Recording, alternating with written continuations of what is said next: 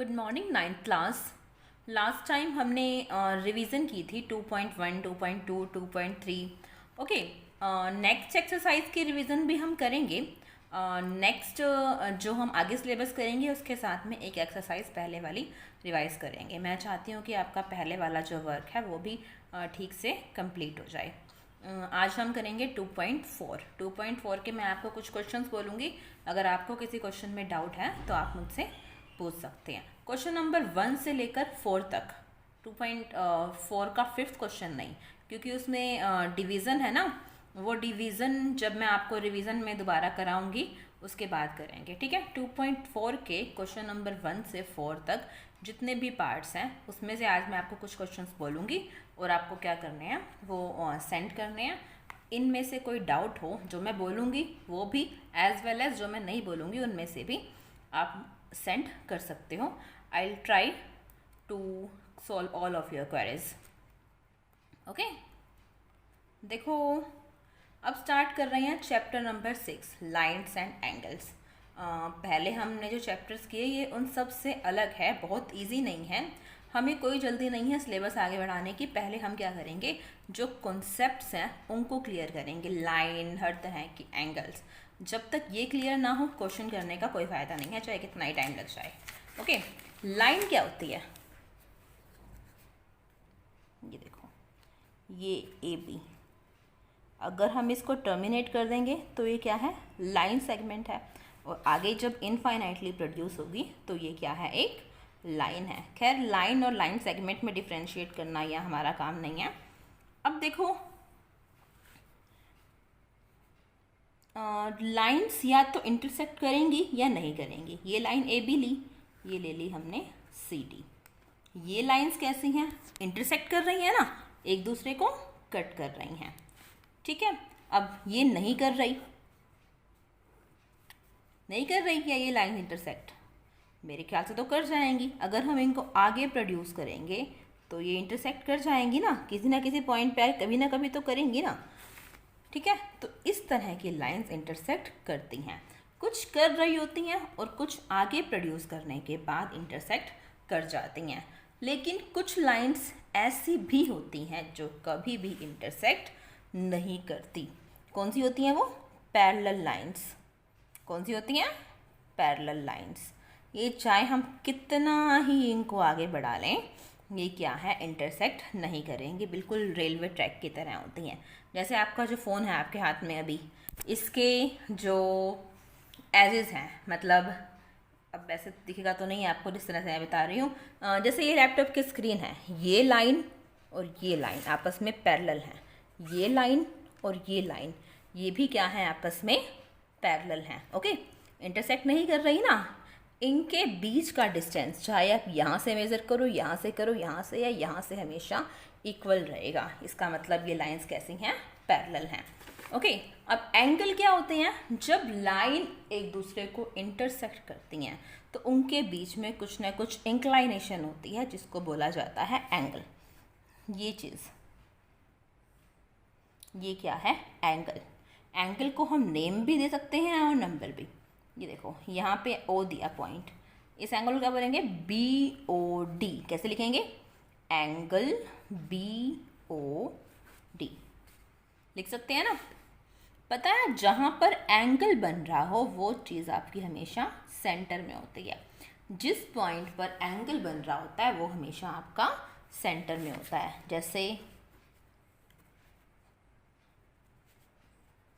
इस एंगल को क्या बोलेंगे हम, एंगल पी क्यू आर बोल सकते हैं ना।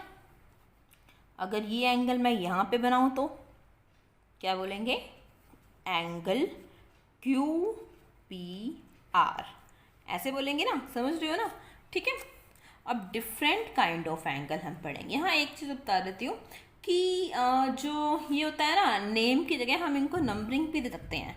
अगर कई बार आपको ऐसे लगे कि नेम से लिखना बहुत ज़्यादा कॉम्प्लिकेटेड है, नंबर से इजी होगा, तो ये एंगल 1, ये एंगल 2, ये एंगल 3, ये एंगल 4, यूँ इस तरह की नंबरिंग हम दे सकते हैं। ओके, अब देखो टाइप्स ऑफ एंगल्स।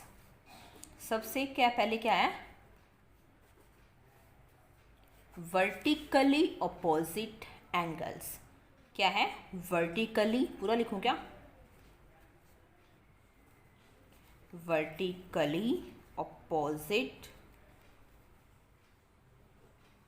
एंगल्स, ठीक है ना। जो लाइंस एक दूसरे को कट करती हैं, जैसे ये कट कर रही हैं, ओके, ये जो एंगल्स बनते हैं, ये एंगल 1 और ये एंगल 2, जब लाइंस एक दूसरे को इंटरसेक्ट कर रही होती हैं, उनके आमने सामने ऑपोजिट एंड्स पर जो एंगल बनते हैं उनको बोला जाता है वर्टिकली ऑपोजिट एंगल। क्या बोला जाता है? Vertically opposite angle. समझ रहे हो ना? ये यहाँ पर एंगल 1 और एंगल 2 क्या होंगे? इक्वल होंगे, just because of vertically opposite angle. Remember, vertically opposite angles हमेशा क्या होते हैं? इक्वल होते हैं। क्या होते हैं? इक्वल होते हैं। ये देखो, यहाँ पर एंगल 3 और एंगल 4 क्या बनेंगे? ये वर्टिकली अपोजिट एंगल। आमने सामने या तो ऊपर नीचे हो, या एक लेफ्ट एक राइट। समझ रहे हो ना? ये हमेशा क्या होते हैं? इक्वल होते हैं। नेक्स्ट हो गया? कोई डाउट है इसमें? है तो यहीं पर बोलो। सेकंड होता है लीनियर पेयर।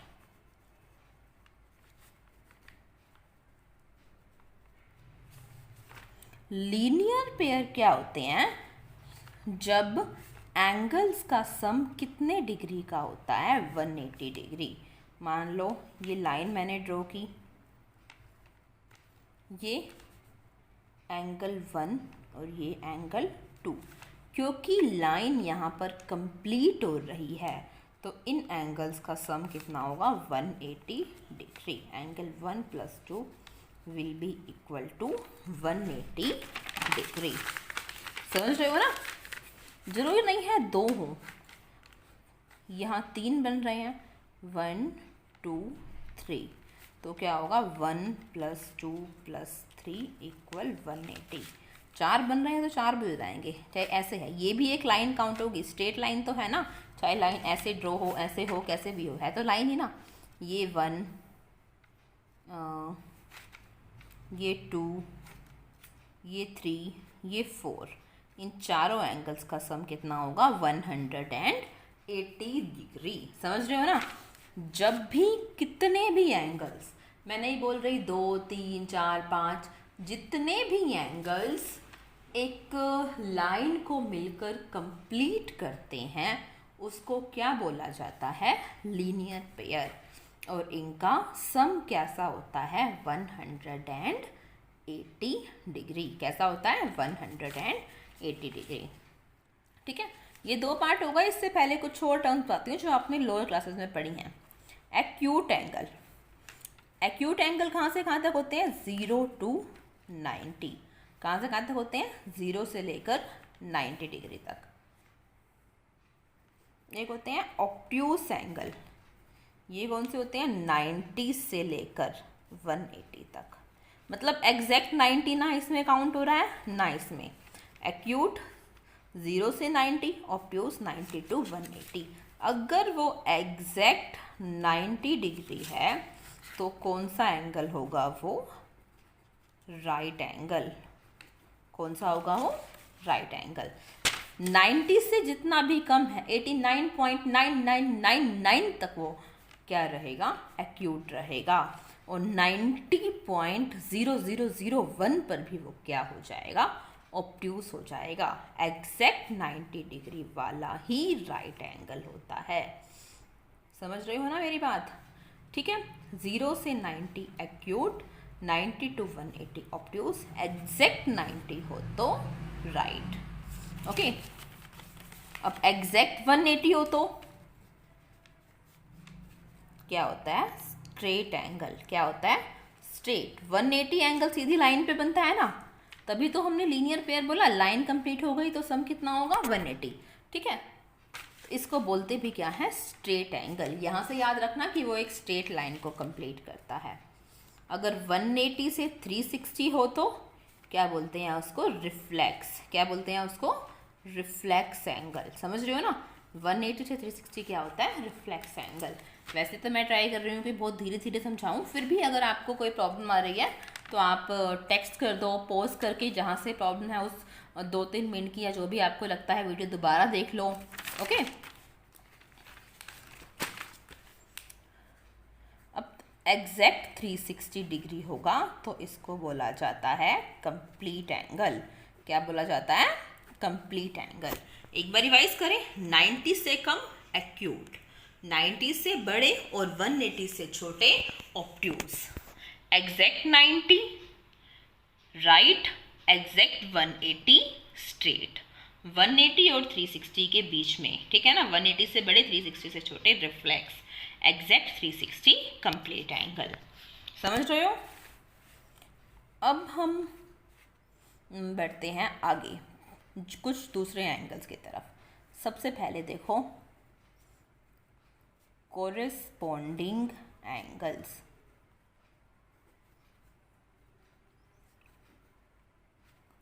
को वर्ड जहां भी आ जाए ना, मतलब साथ में, कोरेस्पोंडिंग एंगल्स। ये मान लो ये दो लाइंस पैरेलल हैं। अब मैं जो एंगल बता रही हूँ, व्हाट हैपेंड टू इट, वो मेनली किस तरह की लाइंस पर बनेंगे, पैरेलल लाइंस पर ही बनेंगे। अब जो आपको बताए जा रहे हैं एंगल, वो किस तरह की लाइंस पर बनेंगे, पैरेलल लाइंस पर। ओके, ये दो लाइंस हैं जो इनको कट करती है, शायद पिछले चैप्टर में ही मैंने आपको बताया हो। इसको बोला जाता है ट्रांसवर्सल। क्या बोला जाता है, ट्रांसवर्सल। ये दो पैरेलल लाइंस को एक लाइन कट कर रही है, ये क्या है, ट्रांसवर्सल। ध्यान से देखना आप, ये एंगल 1 और ये एंगल 2, ये दोनों एंगल्स क्या होंगे, इक्वल होंगे। इनको क्या बोला जाता है, कोरेस्पोंडिंग एंगल्स। क्या बोला जाता है इनको, कोरेस्पोंडिंग एंगल्स। जो लाइन के एक ही तरफ होंगे, या तो दोनों राइट में या फिर दोनों लेफ्ट में, या तो दोनों लाइन के ऊपर होंगे या दोनों नीचे होंगे। देखो दोनों एंगल्स क्या हैं, राइट में हैं। ये वाला इस लाइन के ऊपर और ये वाला इस लाइन के ऊपर। कैसे हैं ये, corresponding angles. Angle 1 equal angle 2। अगर मैं ऐसे लूँ 3 और 4, आज मुझे लग रहा है कैमरा ज़्यादा क्लियर नहीं ले रहा।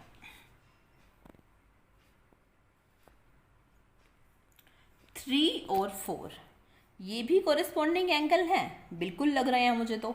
दोनों लेफ्ट में हैं, ये इस लाइन के नीचे, ये इस लाइन के नीचे। समझ रहे हो ना किस तरह के एंगल्स हैं ये, कोरेस्पोंडिंग एंगल्स हैं। ओके, अब देखो ये बता सकते हो मुझे 1 और 3 कौन से एंगल हैं। ये 1 और ये 3, ये किस तरह के एंगल्स हैं, ये हैं वर्टिकली अपोजिट एंगल्स। 2 और 4 ये भी क्या हैं, वर्टिकली अपोजिट। जैसे एक एंगल यहाँ पे दे दिया A, मुझे B ड्रॉ करना है इसके कोरेस्पोंडिंग में। इसके कोरेस्पोंडिंग में अगर मुझे B ड्रॉ करना है तो मैं क्या करूँ, ठीक है ना, कहाँ पर ड्रॉ करूँ अगर मुझे इसके कोरेस्पोंडिंग में एंगल B ड्रॉ करना है। तो यहाँ करूँ होगा B तो राइट साइड पे हो जाएगा, यहाँ करूँ तो यहाँ भी नहीं होगा, क्योंकि अगर एक तो ये याद रखना A लेफ्ट में है तो B भी लेफ्ट में होना चाहिए, क्योंकि मुझे इसके कोरेस्पोंडिंग में ड्रॉ करना है, ठीक है। और ये A इस लाइन के ऊपर है तो B भी क्या होना चाहिए, इस लाइन के ऊपर होना चाहिए। हो गई ये, समझ में आया कोरेस्पोंडिंग एंगल। कोई डाउट है आपको, होना तो नहीं चाहिए, फिर भी कोई है तो बता दो। ओके, देखो जब तक बेस क्लियर नहीं करोगे जब तक आप, तो आपको नहीं आएंगे 6, 7, 8, 9, 10, हर एक में कहीं ना कहीं इन एंगल्स का यूज तो होगा ही होगा। समझ रहे हो ना। अब देखो नेक्स्ट करते हैं अल्टरनेट इंटीरियर एंगल्स। अल्टरनेट का मतलब क्या होता है, कभी आपने सुना है कि मैं अल्टरनेटली ये काम करता हूँ, मतलब एक दिन ये अगले दिन कोई और, एक दिन ये अगले दिन कोई और समझ रहे हो ना, इंटीरियर मतलब अंदर की तरफ होंगे इस तरह से, ये लाइंस पैरेलल हैं। अल्टरनेट मतलब एक लेफ्ट में होगा और एक राइट में होगा, होंगे दोनों अंदर की तरफ। ये एंगल 1 और ये एंगल 2 कौन से हैं? ये अल्टरनेट इंटीरियर एंगल्स, एक लेफ्ट में है एक राइट में है, और दोनों लाई कैसे कर रहे हैं? अंदर की तरफ। किस तरह के होगा ये? Alternate interior. अगर ऐसे ड्रॉ करूँ मैं, ये ए और ये बी, ए और बी ये कौन से एंगल हैं? Alternate interior. वही बात तो है ना, एक राइट में एक लेफ्ट में, लेकिन हैं दोनों किसके अंदर? मतलब इन पैरेलल लाइंस के अंदर हैं। किस तरह के हो गए ये? Alternate interior angle. पूछना है कुछ? अच्छा, आप मुझे जल्दी से बताओ, बी और 2 कौन से एंगल्स हैं? लाइन दिख रही है कंप्लीट होती हुई आपको? लाइन कंप्लीट हो रही है ना? लाइन कंप्लीट हो रही है तो इनका सम कितना होगा? 180 डिग्री। क्या ये इक्वल होंगे? मैं आपसे सिंपल सी बात पूछ रही हूँ, क्या एंगल बी और 2 इक्वल होंगे? इक्वल नहीं होंगे, इनका जो सम होगा वो होगा 180 डिग्री। कैसे? लीनियर पेयर से। क्या बना रहे हैं ये? Linear pair. गॉड, नोटबुक गिर गई।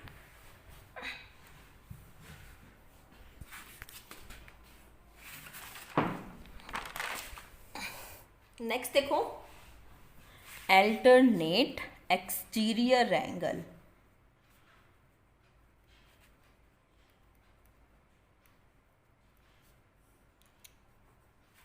अल्टरनेट एक्सटीरियर एंगल वही बात है, जैसे इंटीरियर का मतलब होता है अंदर वाली साइड, एक्सटीरियर का मतलब क्या होगा? बाहर वाली साइड। ये वो होंगे जो बाहर लाई करेंगे, लेकिन अल्टरनेट है मतलब कि लेफ्ट और राइट साइड में अलग आएंगे। ये देखो, ये एंगल 1 और ये एंगल 2। पूछना है कुछ? ये कौन से एंगल हैं?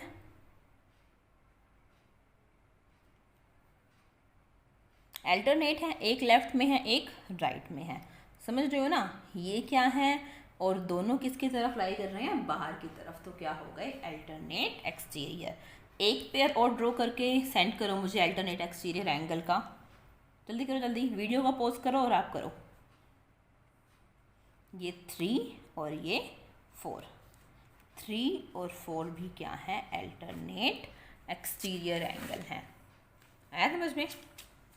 अब देखो नेक्स्ट जो टाइप है हमारा एंगल्स का, वो है को इंटीरियर एंगल। कौन सा है? को इंटीरियर एंगल। जब मैंने आपको बताया था को का मतलब जो कि कोरिस्पॉन्डिंग में था, मतलब कि दोनों सेम साइड पे होते हैं। अब इन्होंने सेम साइड पर भी दे दिए और इंटीरियर भी दे दिया, यानी कि अंदर के साइड भी दे दिए, तो इसका मतलब होंगे भी वो सेम साइड पे और अंदर की तरफ भी होंगे। ये लाइंस पैरेलल हैं, याद रखिए, ट्रांसवर्सल ये इनको कट कर रही है। ये एंगल 1 और एंगल 2 दोनों लेफ्ट साइड पर हैं। एंगल 1 और 2 इनका सम कितने डिग्री का होगा? 180 डिग्री। पहले के जो थे कोरिस्पॉन्डिंग एंगल हो गए हमारे, अल्टरनेट इंटीरियर हो गए, अल्टरनेट एक्सटीरियर हो गए, वो इक्वल होते थे। लेकिन जो ये होते हैं ना को इंटीरियर एंगल्स, ये इक्वल नहीं होते। इनका जो सम होता है वो 180 डिग्री का होता है। एक पेयर और ड्रॉ करो को इंटीरियर का। ये 3 और ये 4, ये कौन से हैं? को इंटीरियर एंगल। ठीक है ना? ये एंगल 3 और ये एंगल 4 किस तरह के हैं? को इंटीरियर। समझ रहे हो ना? याद रखिए, जो ये होते हैं आपके पास corresponding angles, alternate interior angles, alternate exterior angles या को इंटीरियर एंगल्स, ये तभी बनते हैं जब आपके पास लाइंस क्या हों? पैरेलल हों। ओके, मैं ट्राई कर रही हूँ इससे रिलेटेड एक छोटा सा क्विज मुझे मिल जाए ताकि आप उनको इजीली सॉल्व कर सको, आपके कॉन्सेप्ट और भी क्लियर हो जाएंगे। एंगल के टाइप ठीक से देखो, अगर किसी को कोई डाउट है तो मुझे अभी सेंड कर दो। ओके।